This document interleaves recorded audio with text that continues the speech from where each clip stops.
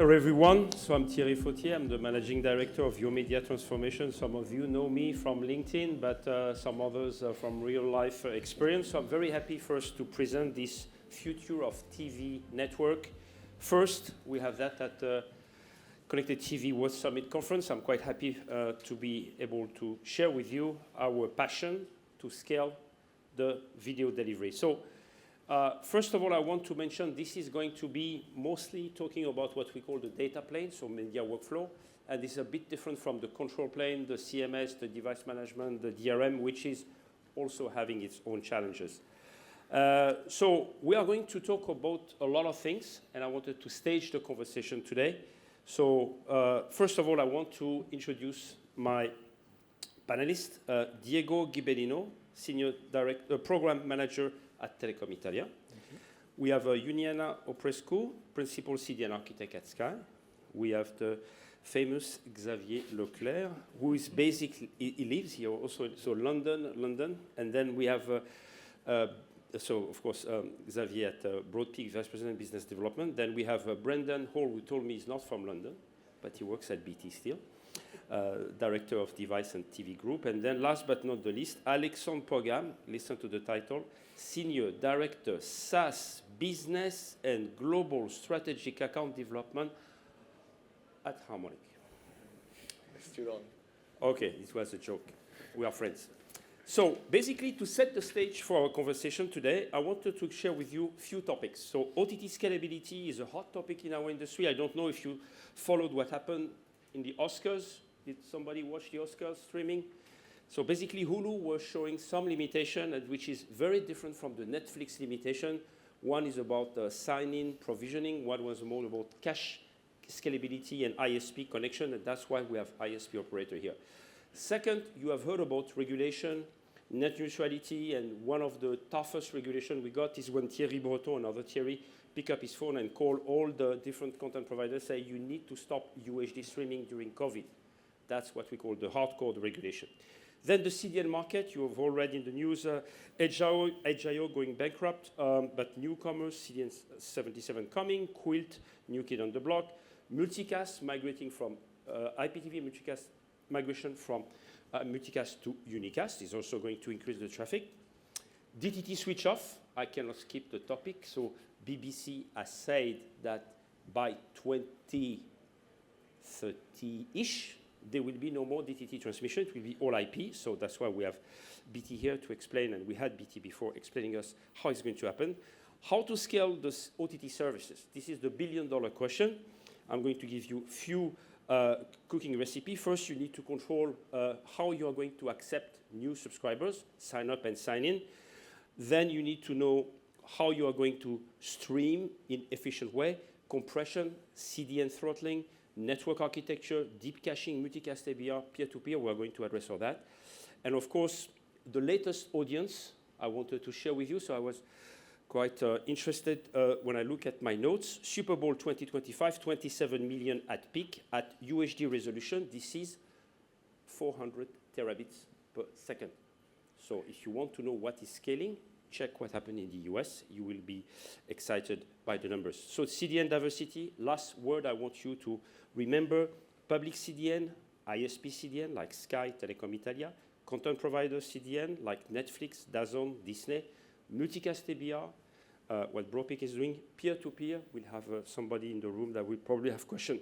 So I'm going to stop here for my lecture, and I'm going to sit and start with the first question.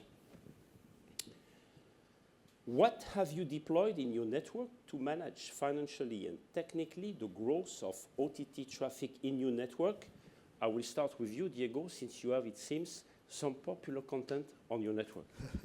Yeah, thank you, Thierry. So, team, since a long time, has worked in partnership with well-known OTT providers, and particularly delivering in Italy premium sports content. So, as you said, there are issues with the growth of OTT, but the real issue is the growth of the peaks that OTT services basically deliver, in particular for sport. So we basically defined a strategy that put together different tools in order to cope with those peaks, because we cannot, let's say, over-provision the network and the capacity based on those peaks. But we need to react and be clever using different tools in order to cope to peaks that happens today, in particular with sports events. So for a limited amount of time, or even on a geographical, really limited basis in terms of cities or region, there might be peaks, and we have to deal with that.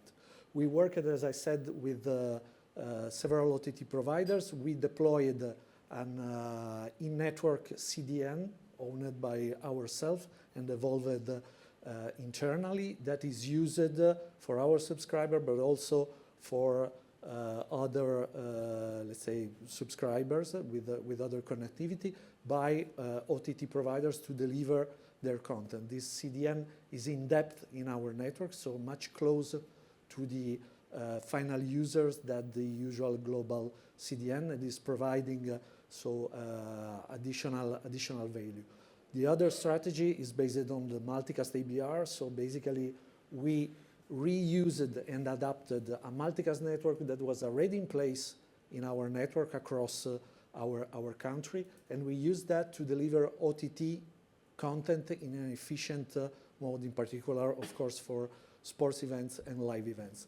We also deployed, as most of the ISP has done, vertical caches for specific OTT service providers. This is something that we are limiting today because we don't see that as a sustainable model in the future. So it's not scaling. We cannot cope and support several different OTT providers with their own vertical caches inside our network. What we want and we are trying to achieve is an horizontal solution that will work for all. Good luck with that. Okay, Brendan, since you also have some special recipe in your network for those who were not attending the 2 p.m. presentation. So much like Diego, we work with content service providers, we work with third-party CDNs who have deployments deeper into our network. Colin put up a graph earlier without any numbers on it. I think the recent spikes on a match night, we're comfortably streaming over 30 terabits per second of content. And at the moment, it's about scaling the network and the CDNs to cope with those spikes. But the secret sauce, the magic of Maud is something, so innovation is the other thing that we're looking to. And it's about looking at the entire ecosystem, so also some of the things that were being talked about in the last panel on sustainable streaming, the efficiency of codecs. You know, a small gain in a codec can make a massive difference when you're streaming to millions of customers. Yeah. So it's really about looking across the piece, along with the innovation from our own research labs on board. Talking about codec, can you tell us which is the most popular codec when you stream live sports? Is it H.264? HEVC? It depends on the content and the provider and which codec they're working with, so it's kind of hard to pick and choose. Okay. It depends. Okay. Iuniana, since you are also Sky, but ISP, not Sky content, very different. Can you share with us what your thoughts are on improving the streaming performance on your network? So I'll talk about what we have already in place. We, unlike TIM, so Telecom Italia or BT, we do not have an IPTV network. So traditionally, Sky is distributed broadcast over satellite. So that means the network is not multicast enabled at the moment. So there is no secret sauce. What we've been doing is, as you would call it, a brute force approach, which is do more unicast with deeper caches. And we're spreading the peaks across more suppliers, more providers. And the ideal setup for us, for example, for serving third-party content into the Sky broadband network will be to try and bring on board as many content aggregators as we can. So platforms that are not single tenant. We like to see steady state use of what we deploy on net as caches. We want to make good use of space and power in the data center. So we will be looking at focusing more on people who bring peaks more frequently, not just a random peak once a month, because then that's infrastructure that's not getting used as much as it could be. So we will be doing more of the same until something breaks and we hit that inflection point when we have to do something different. Okay, so question for you. When you say you are doing the brute force approach, is it something that can be scaled on demand, or you need to install new servers this time you have a new peak?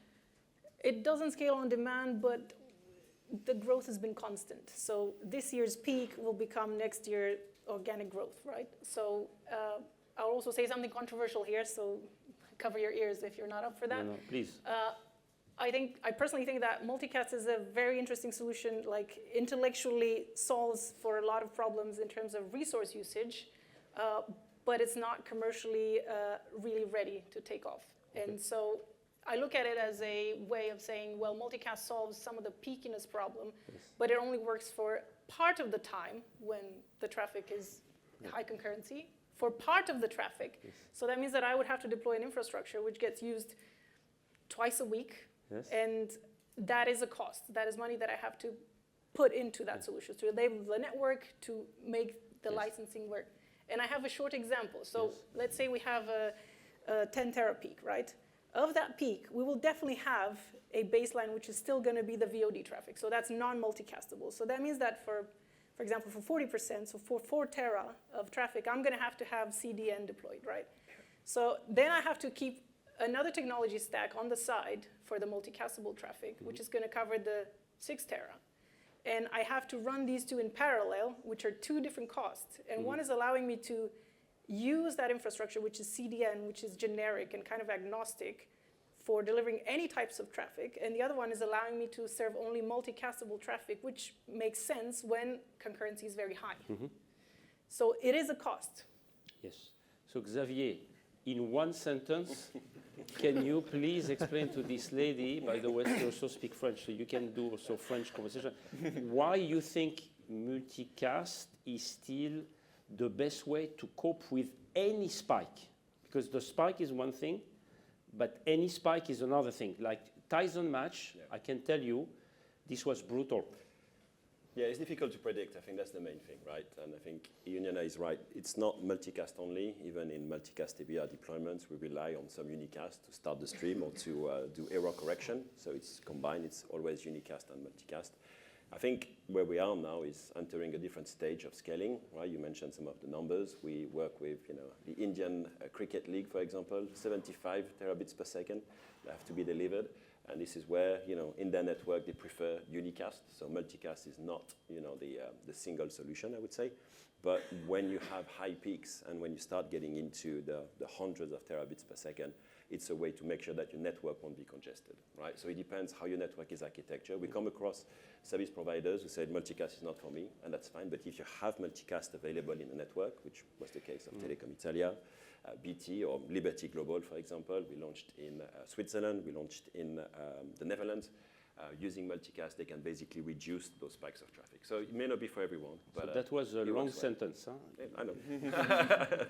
So, question number 2. What difference in terms of quality of experience were you able to measure versus the traditional CDN? And those are questions for Brendan and Diego, since you guys have hopefully measured the difference before and after.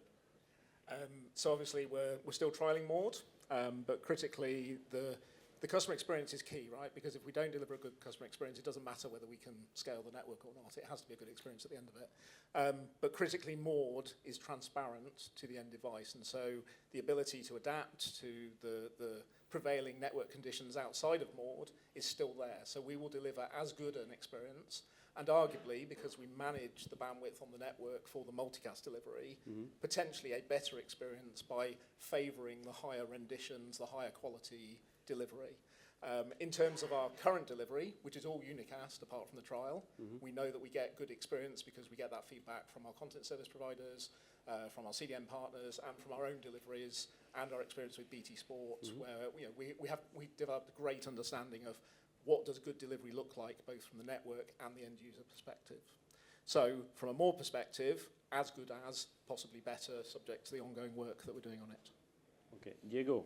Yeah, that's basically on the same line. So we started with multicast ABR in production in 2021 with massive sports events. What we have seen, we have evolved from them, is a mature technology that is basically providing an advantage in terms of reduction of traffic. We are talking about roughly 84% of reduction of traffic for comparable unicast traffic with multicast. And we see also real and consistent increase in terms of quality of experience, because we see, for example, for a quite popular KPI, which is the rebuffering rate, values that are 10 times less than one on the unicast for every subscriber.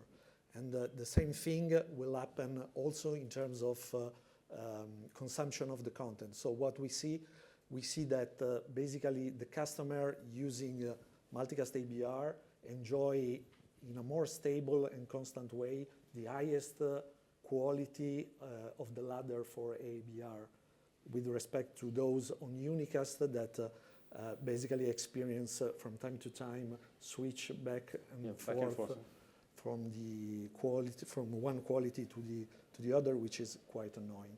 And there's of course benefits in terms of less congestion and offload of CDN. In this case, is our CDN, so it's an additional value, and of course backbone and access network. So for you, it's no-brainer? It's not, well, if can be used and it makes sense to be used, yes, it delivers real advantages. It's not the only way to do that. You have multiple. So you need to combine things and use them when it makes sense and when there is an advantage. That's why I put you next to Iuniana. So Xavier, we are going to give you the 2 minutes of glory. What have you measured across all your multicast ABR deployments in terms of traffic saving across the board, of course, quality of experience? What are the key numbers you could share today? Yeah, so the number I think Diego shared, the 84%, is about what we see on average between 80 and 90%. So 84, 85 is about right. That's a big reduction, obviously, through the network. Obviously, the traffic still has to travel from your the edge of your network to your device, right? So this traffic remains the same. But then from that point across, the region and the core of the network, you can expect massive gains. So this 85% mark is about right. The big, I think, figures we published, I think that was probably 6 months ago, maybe a little bit more. That was with DAZN in Spain. So that was Orange in Spain, basically comparing the DAZN delivery from global CDNs and multicast ABR. And they had some really interesting numbers. They were dividing rebuffering rates by 4. Right? So you say 10, you say 4? So that was 4, yeah. Okay. Again, every network is different. It depends, on the device you use. It depends, it's a broad sort of remit, I would say. This is on your website? The report? Might be. Okay. Still under embargo. Yeah. So reporters, Tommy is in the room, no? Okay, anyway. And error rates as well was the interesting one, right? Making sure that you have fewer errors because multicast is more stable. So let me ask you a question, Xavier. Have you ever seen an operator who tried multicast ABR telling you, we tried it, it's not a good idea?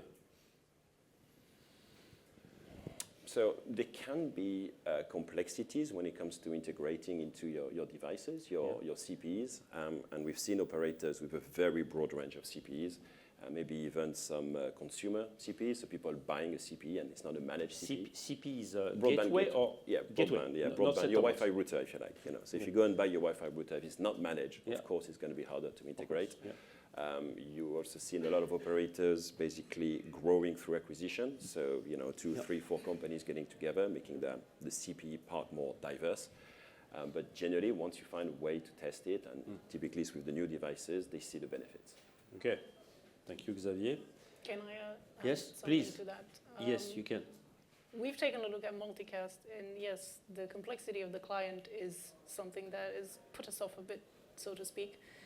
And the other problem that we are noticing, which has not yet been solved as far as I know, is how do we deal with dynamic ad insertion? So that's a question for Xavier. Money problem. Xavier, dynamic ad insertion, how does it fit in the overall multicast ABR? Yeah, so there are different ways of doing it. The simplest one is to basically have your football game, for example, delivered with multicast. And when you get to the ad break, you switch to unicast. So you do have a spike of traffic. But in this case, you also have ads that are typically more compressed than the live video because it's an on-demand piece of content, so your spike is lower. You don't do targeted advertising on 100% of the streams, so you don't get 100% of the peak of traffic. And we're working on ways to basically cache some of the ads in advance inside your home gateway, so that when you get to the ad is already available. So there are ways to work around that. So maybe a segue on the ad discussion. So in the Super Bowl 2025, there was 0 targeted advertisement, all broadcast-based. And the only one who's doing at-scale targeting advertisement in the US for live sports is Amazon Prime with 15 million peak sessions, which is a good number. All the rest, they don't do because they know it might break. So watch for the innovation. Sometimes at scale, it doesn't work. Talking about scaling, Alex, we get a bit out of the CDN horse, and we are going to touch a bit of the platform itself, compression, streaming, advertisement. So what are you seeing among your content provider clients that will drive the network demand? So what our customers are asking for, I think there are 3 main trends that we can mention. There's across the world more and more streaming. We've seen it yesterday with the record in cricket in India, 60 million concurrent viewers. It's probably the 2nd biggest number in the world. So there is more and more people watching streaming content, live sports, personalized content. So personalization is also an area that has an impact on the downstream network. And I'll take a few examples because you asked me for concrete figures. We want the numbers. Yeah, you want the number. So a platform that we deployed in 2021 in the US is Bally Sports, now called FanDuel. They go from 40 linear channels to 240 channel variants. So based on where you are in the US, you could watch the same channel than another person, but you would get content that is different. So there is content replacement, and then there is targeted ads. So individual people will get targeted ads, and so that content targeted and ad targeted, and the fact that is kind of a unique feed per user, even if it's optimized with caching on the CDN side, with Delta playlist reducing the size of the manifest, it does have an impact on the load and the traffic. And then more and more live sports. And so I'll take another example, which is Peacock in the US. I take US examples because this is where we see the biggest scale. We've helped them do the Paris Olympics, and so it's 4,000 live events during the Olympics. It's up to 300 events per day, up to 69 concurrent events, and peaks at 25,000 requests per second. So it's really huge, and for this you need to build an architecture on the media processing side that is highly scalable, leveraging cloud, but you also need to build a multi-CDN architecture that can cope with this. And so I'll still focusing on Peacock. We helped them do a record in the US, 16.3 million concurrent viewers during the NFL wildcard a year ago. And so 16.3 times 9 megabit per second is 146 terabyte per second. Terabit per second. So it's really huge, and indeed you need to be able to architect scalability on the media processing and on the network CDN side. So the second question on the supply side, which is your side, what is happening on the video processing that could reduce the burden on the network? Because I understand it's easy to put more caching, but one of my favorite topic when I was at Harmonic is that how can we reduce the traffic? So tell us what are the secrets of video processing to reduce the traffic? It's true that when you think about scalability, it doesn't just start at the CDN. It starts at the media processing level because you can optimize a lot of things that then will have a downstream impact. There are a lot of features. I'll focus on 2 areas, but we could talk about just-in-time packaging, new codecs, CMAF. So one main feature that I think you like is content-aware encoding. It's something that what is it? So it's something that we have started to work on, I think, 7-8 years ago. So it's leveraging AI. At that time, it was machine learning, and we're still training the models to optimize it. So the idea is to simplify the video itself reducing the weight, but without impacting the subjective video quality. So you keep a high video quality, but you reduce the amount of storage needed to store a VOD asset, and you reduce the amount of bandwidth that are needed to stream a live content. And right now, this is something we deploy. I think 2,000 of our customers are using that technology, half of them, including some of your colleagues, Iuniana. And the impact is actually quite huge because you can reduce the CDN bandwidth by roughly between 30 and 40%. So in the end, at the end of the month, it has a huge impact on the CDN bill. And maybe you forgot to say something. It works on existing deployed devices. You don't need to change the hardware. It's fully standard with any player, any device. Yeah. And all the work is done at the processing level without additional resource consumption. So, so for our sustainability friends, indeed, it's a technique that doesn't need to change the device. I know it's a bit revolutionary, but you should never forget about the fact you can improve the performance of a whole service without touching the device. Thank you, Alex. Now, question I want, since we're in London, I want to throw a curveball on the UK plan to switch off BBC by 2030.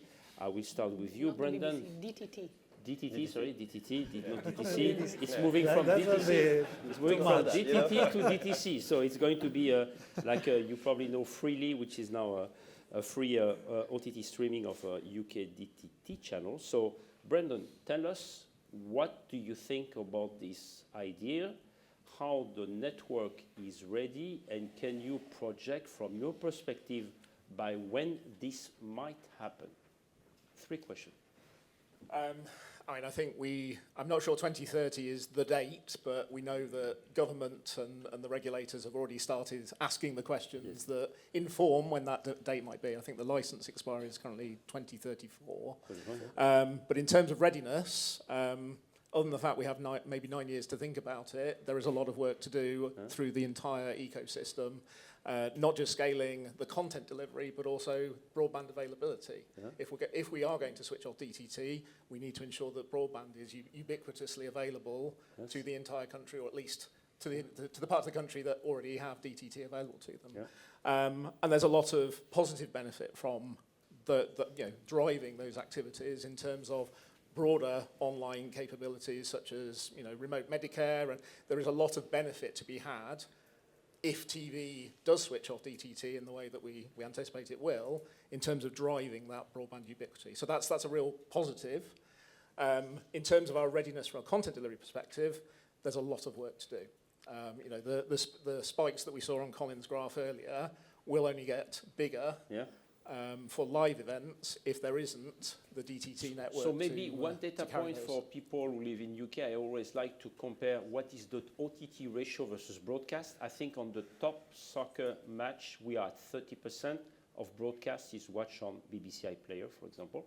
So when we reach 100%, you can see it's a lot of network. Absolutely, yes. I mean, we have IP-only events today from the likes of Amazon that are driving, today well over 30 terabits of traffic over our networks. We anticipate that will scale. I mean, in the absence of technologies like Maud, improvements in encoding, that is going to scale 4 or 5 times at least over the coming decade. And we have to use that time wisely to explore innovations like Maud and the full ecosystem, including encoding, to look at how we optimize and deliver that in a sustainable way as well. So you are confident for 9 years from here?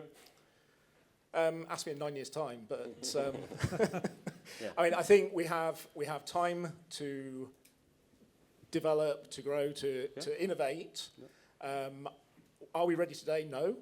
Can we be ready for a date that is 9 years in the future? I think 9 years, can. but do you think 2030 is realistic, or you think it's more? I'm not sure where 2030 comes from. Type of curveball, we say I'm going to take over Canada tomorrow. I mean, at the point at which a decision is made, clearly the business side of this, in terms of what is the investment needed to achieve that change, also has to be considered. Okay. And so I think there's a balance. It's not just about the technology. It's about what does that mean for the country, for all of the ISPs, for all of the content providers that will be involved in that. So Yes, there's a lot of work to do. yeah, We need to understand where the decision making is likely to head as well. but it looks like the train has left the station. It's not a question of if, it's more when. When and how. Yes. How, yes. I assume you have Yes. ideas Yes. how to do that. Yes. Iuniana, same question for you. Are you confident about the DTT switch off on your network, not on BT's network? If it's in 2030, no. No, okay. But I don't think it will be in 2030. How about more time? Do you have Yeah, enough time probably. to scale your network? We're also looking at satellite switch off for Sky specifically. So Yeah. the broadband side is going to have to take on both the IP flows that are coming from the DTT switch off and from the satellite turn off. I have a technology for that.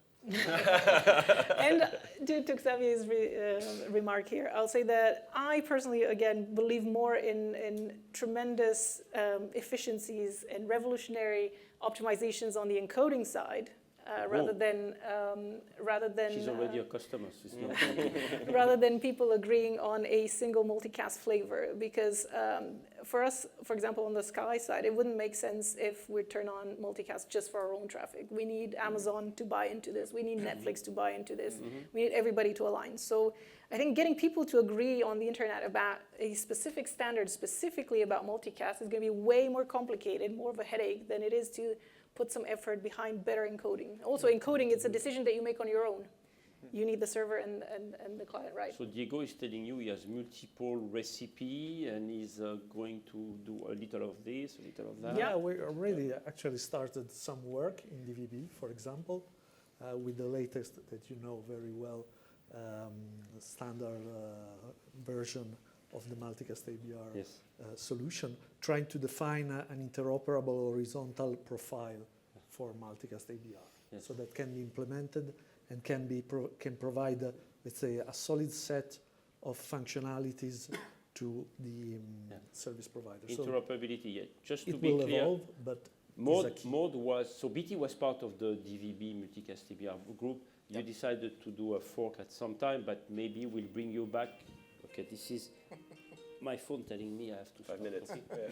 5 minutes. I mean that is the advantage of Maude, is that you don't need to do an operator-specific integration, because the Maude technology is transparent to the CSP and to the client. Okay. So if we can gain the video encoding benefits and then take a further 80% plus of the traffic using multicast, you get a double whammy. So actually, there is a real benefit, business benefit there. And the idea is, if we are able to provide a single solution that works globally for all the OTT, that's really something that becomes interesting. Yeah, transparency, not integration, custom integration. Exactly. Maybe they will teach you how to work less. I mean, I used to go to the ITF, and in the world of standards, I am very cynical about people agreeing on a multicast flavor. Okay.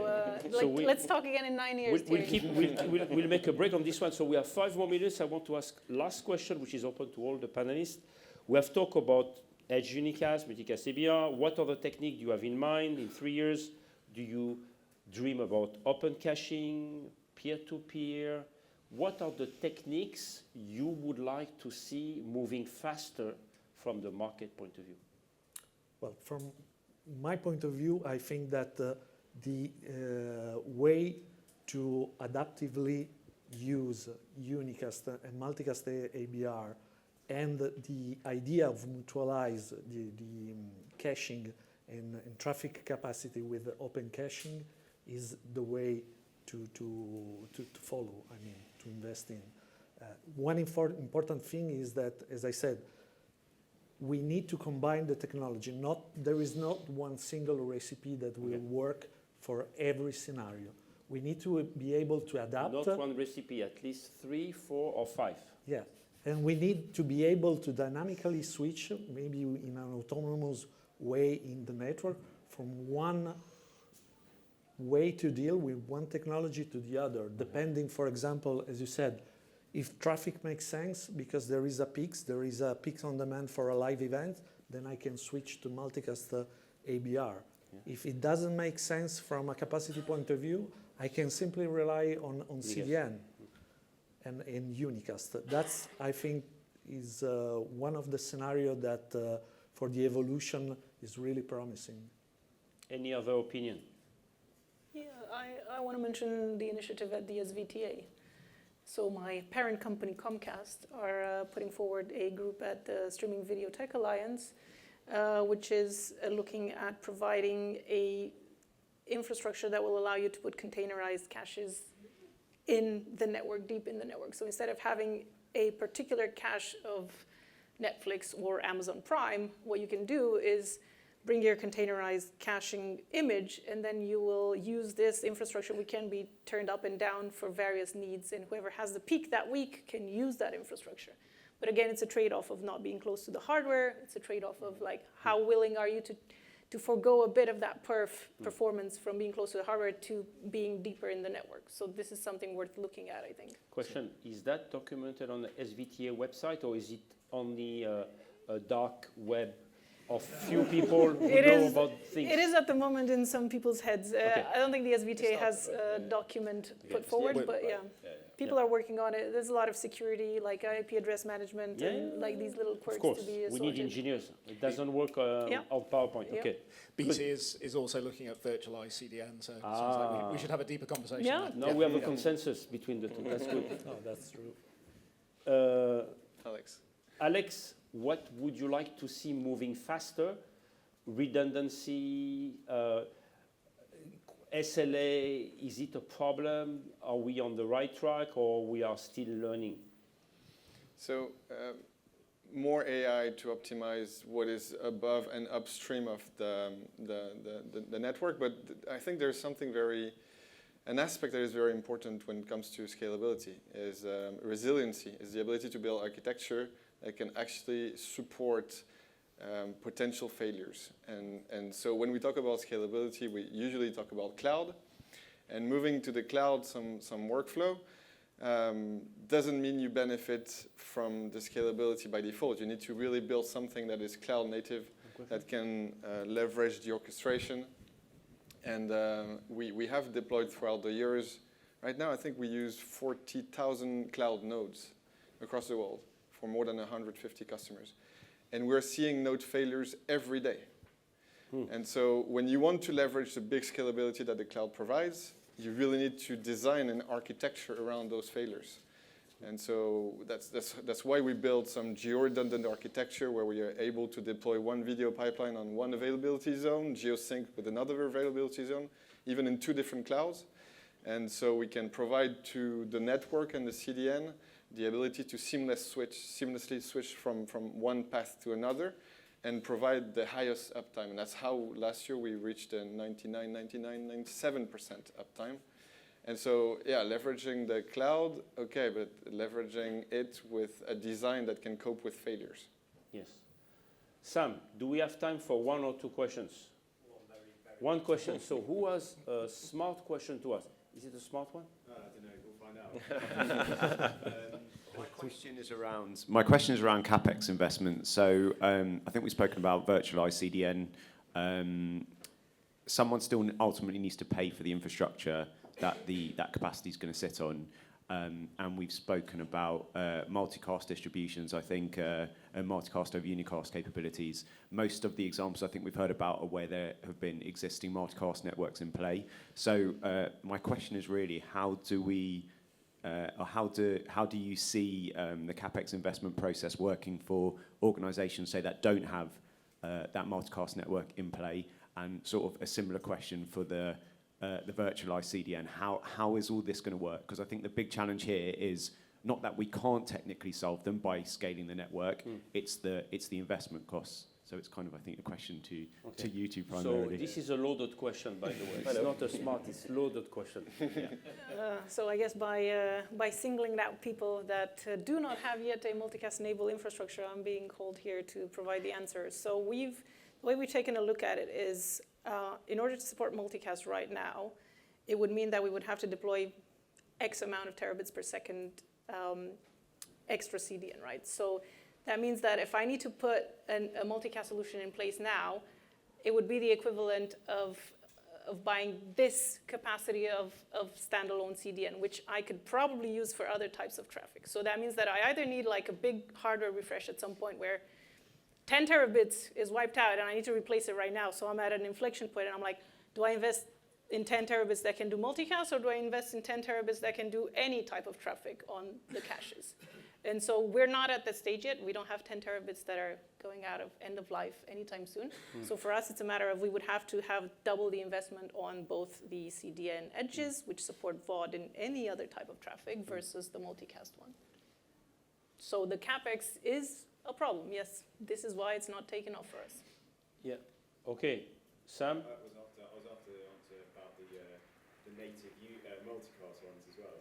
Yep. The capex investment there as well. Yeah. So investing in multicast, if you have multicast in place, is relatively cheap, right? That's not a big investment. What I would say, maybe to bounce on what Iuniana just said, is getting easier to get high throughput out of servers, right? We now have a single 2U servers able to do 1 terabits per second, right? So building multiple terabits per second of capacity is getting easier, and we think this is going to continue to grow. So it's finding the balance, right? And I would say some networks we talked about, India Reliance building, I think about 12 terabits in the network today. It's done with servers that do about 400 gigabits per second. That's how they wanted to size it. But it becomes really easy to deploy high capacity in a few places. So I think it's going to get easier. That's the way I look at it. Very, very quickly, when BT first looked to roll out multicast, we also did the financial analysis of where is the tipping point between unicast and multicast. It's surprisingly a low number of viewers where multicast actually costs in end to end. So it's worked for us well for the last 15 years. But I must say, as a conclusion, some operators like DT, for example, they decided to unplug the multicast network to move to unicast because they do not believe in live big events. They believe more in on-demand type, and of course, they want to be able to scale the Netflix, the Amazon, which is another panel conversation. Who is going to drive the traffic and the audience? For next year. Exactly. So, got it on the agenda next for year you will 2026. invite me, Sam, for continuation of the conversation. So I hope you enjoyed the discussion, very vivid panel. So please applaud my panelists.